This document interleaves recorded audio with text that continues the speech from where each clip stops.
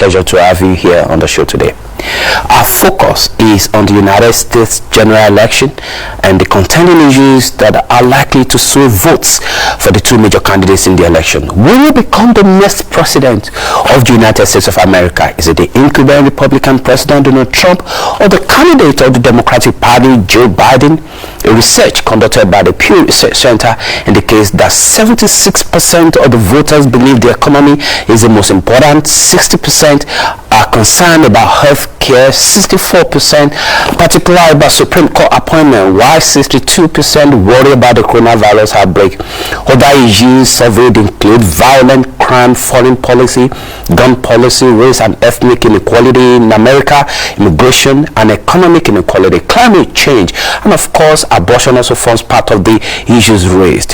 While the economy has consistently remained a top voting issue in the United States, the death of over 200,000 people as a result of the coronavirus outbreak, with over 7 million cases recorded in America, appears unpleasant towards President Trump, especially about his competence or otherwise. In a spring of surprise, President Trump and his wife Melania tested positive, though they are now recovering. Thank God for that. Opposition Democratic candidate Joe Biden says those who do not take COVID-19 precautions seriously are responsible for what happens to them.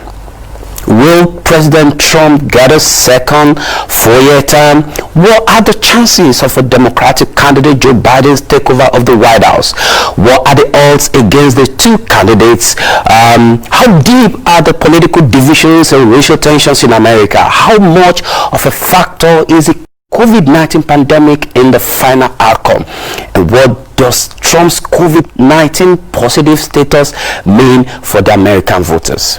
These and many more are the issues before us on the program today. I'm going to be joined by Anthony Adeleke from Indianapolis, United States. Anthony is the president of Nigerians in Diaspora, Nido, Indiana. He is a board member of several organizations in the U.S., including Preston Africa and Global Resources and Enterprise LLC US. Also joining Anthony is Bayole Arashi. Bayole is the founder of Scout Ballers LLC US. He is a producer of Football Plus on Texas-based television station Afrocentric Television. Bayole was a staff member of AIT before joining Afrocentric Television in Texas, US. And well, before I bring in my guest, my colleague Bayole, who is now in Texas, and of course the Nido president in Indiana, let's quickly join our colleague Sadia Dosunu from a diplomatic angle to give us a review of what is going on in the U.S. Election and politics. We'll be back. Don't go away. As the United States count down to its 2020 presidential election, it is now the turn of the vice presidential candidates to defend their party's manifestos as the lock horns in a debate. Democrat Kamala Harris and Republican Mike Pence crashed over the coronavirus pandemic in their debates. Kamala Harris called Donald Trump's handling of the pandemic the greatest failure in any presidential administration in history. On his part, Mike Pence accused the Democratic Party's pandemic plan as a mounted failure.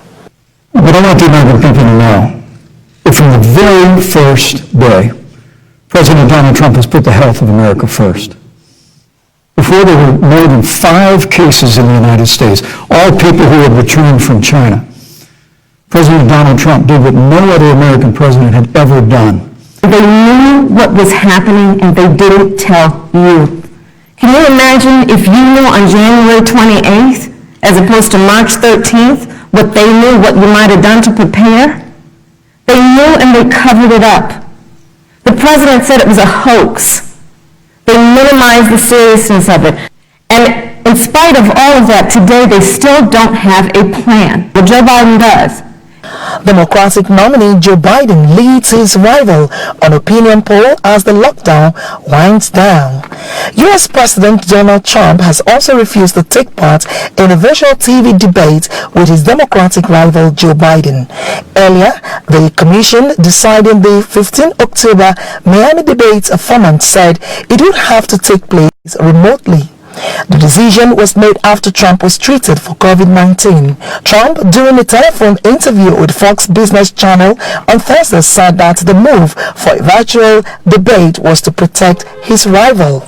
Trump says he feels great after his COVID-19 illness, describing it as a blessing from God. Trump had returned to the Oval Office on Wednesday, less than a week after testing positive. But Joe Biden says he is, however, willing to participate in the remote debate, but if Trump still has COVID-19, he won't participate.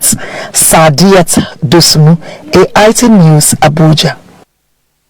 All right, welcome back and thank you for joining us on the program. Now I've not been joined by Anthony Adeleke, President NIDO Indiana, who's joining us from Indianapolis on the program today, and I'm also being joined by a good colleague of mine in dark communication before he joined Afrocentric Television in Texas, the United States. Baila, actually good to see you again, man. Right, welcome. Thank you for joining us on the program. All right, now let's quickly go to what we're looking at on the program today. The issues before us are the elections in the United States of America. Anthony, I'm going to start with you. What are the key issues that will determine what becomes the next president of the United States of America? Anthony?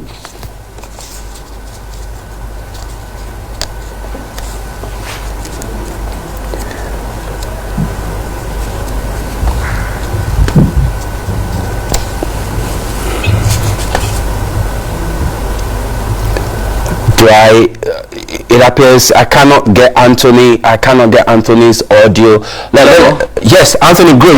Yes, you're back. Thank you. Go on. So much, Mr. Alabi. I'm glad. Thanks for having me on this program. The reality is that, as it is with most elections in the United States, the centerpiece has always been the economy.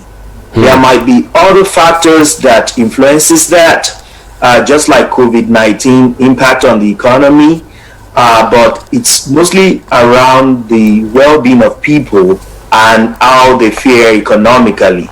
So there might be other contributing factors exacerbating that, but it is how well people believe that someone is able to take care of things for them and make their lives better, how they could improve the economy, and every other thing that leads to that. For example, COVID-19 is a factor that impacts the economy strongly, and that could be a linear factor to the economic influence. All right, let's just on this issue of economy making a determining factor in what becomes the president. How well do you think President Donald Trump has handled the economy since becoming the president of the Federal Republic? He's claiming he's added several millions to jobs in the United Kingdom, and he's been able to manage the economy much more effectively than the previous administration when Vice President Joe Biden was the vice president alongside Barack Obama. How has Donald Trump fared? Well, President Trump has done a great job handling the economy, especially in the earlier parts, and he did some things that shows in the statistics how things was able to improve and also to sustain a lot of the good things that President Barack Obama did. I will give kudos to the previous administration that took the government out of the recession of 2008 into very comfortable economy that President Trump inherited, and he's also been able to do that until lately with the impact of the COVID-19. That became a factor because his contributions and some of the policy mistakes influenced a backturn on the economy as we're experiencing right now. But there is still a room for change. A room for change. Bayali, let me come to you, Bayali in Texas. Taking a look at what is going on now. Economic inequality in the U.S. under President Donald Trump. Has the gap been widened or reduced? Well, thank you for having me one more time. With that beat around the bush, I think the gap is hugely being widened. Just as you put it, there's so much people are in pain right now. The statistic here for the state of Texas, for a fact, about 20% of people are out of work. They're not doing anything since I think July. So, and then nothing is coming for folks to probably sustain themselves, and not many people have the entrepreneurial skill to be able to delve into other things, just like some of us that grew up in a very different environment and economy, that we can always do something else to survive, you know. So absolutely, it's been a terror, so to put it, for a lot of people. So I think, just to support what Anthony said earlier, that the president did well at the beginning, even though I am not a fan, let me state categorically, but he did capitalize on what the previous administration, President Barack Obama administration, did by creating more jobs. People had jobs, many manufacturing jobs were brought into the country. He had some disagreement with China at the beginning, and of course he further developed the relationship with other countries instead of just depending on China alone. But I think right now the election is going to be a very huge determinant as regards what has happened with the economy in the last few months. The way he handled the COVID pandemic is really, really, really bad. And the fact that just coming out recently that he was aware how bad this pandemic could be on the people as early as February in 2020, and did not let the world know, did not let the country know, just because he was afraid, or he was being careful of not making people to be afraid, so that they will not go into a lot of panic mode. And then now they are here. As at this morning, 214,000 people have lost their lives in the United States alone. And in the state of Texas, as at this morning, the numbers is almost at 17,000 people that have lost their lives. So you have to look at that, and then you have to look at the economy. So it's really, really, really not good for him. But this is for him, because we never can tell. Let's stay on the economy there, Barley. Now let's look at the ethnic minority in the US as it is at the moment, vis-a-vis those that are not from that background.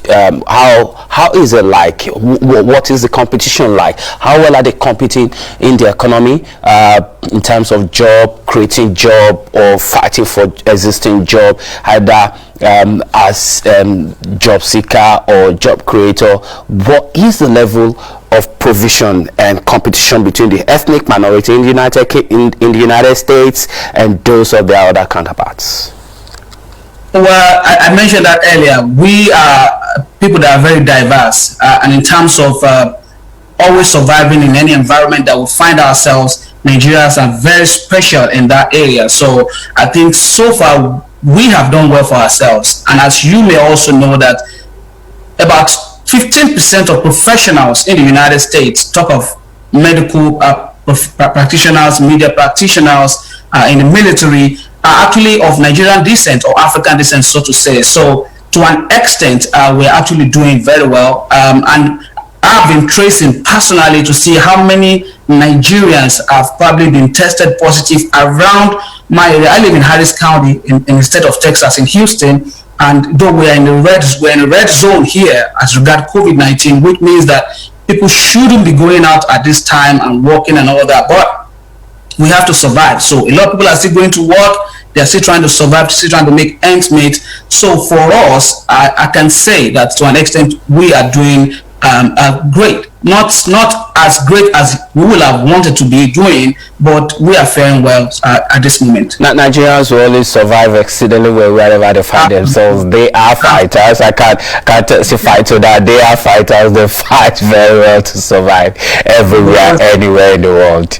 Well done. Let me come to Anthony. Anthony, looking at the situation, it does appear, and it's very clear about what we'll see here now. The ethnic minority in the US are probably not going to be voting massively for Donald Trump, especially with the influence of the vice presidential candidate, Senator Kamara, in this matter.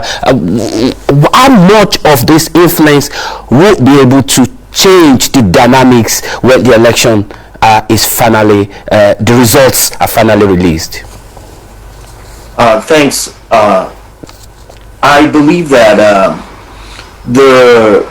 a lot of voters at this time have decided to a certain extent, and there is still some that are undecided. Did you say sack the president or go out to vote? What did you say there?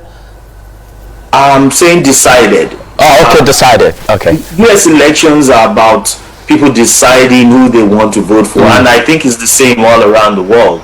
But more importantly, there is a traditional base of electorate. Yeah. Some people would normally vote a particular way or the other. Yeah. While there are some swing votes. Traditionally, I believe the policies of each party determines some of the demographics that this goes into. And minorities are also diverse according to states.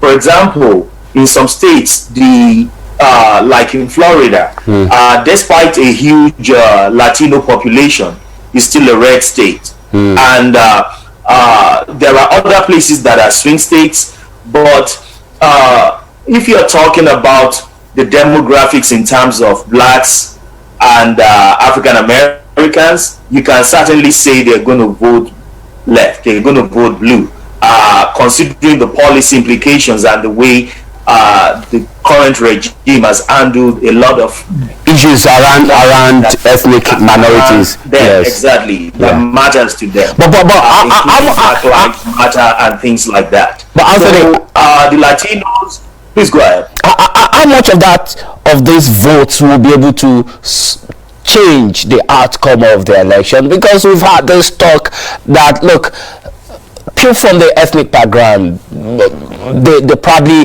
do not have that sufficient number of votes to change the dynamics and the election results in the United Kingdom. So let's unblock their vote for blue.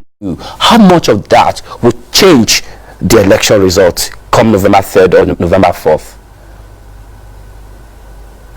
Tough one. There are two ways people are looking at things right now.